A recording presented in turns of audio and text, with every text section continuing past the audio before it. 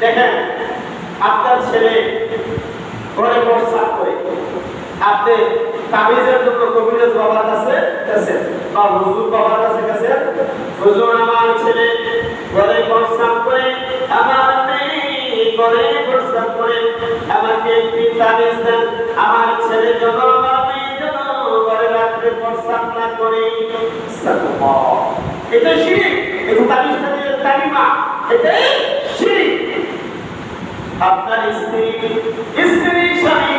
স্বামী বিদেশে আছে, স্বামী স্ত্রীর কথা শুনে না, কবিরাজ বাবার কাছে চলে গেলেন, অথবা হুজুর বিশ্বের হুজুরের কাছে চলে গেলেন, বিশ্বের হুজুর 10,000 টাকা বিনিময়ে একটি তাবিজ দিয়ে দিলেন, সেই তাবিজ কবরের মধ্যে গেঁথে দিলেন।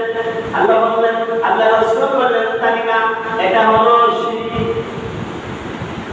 আপনি শিরক কি?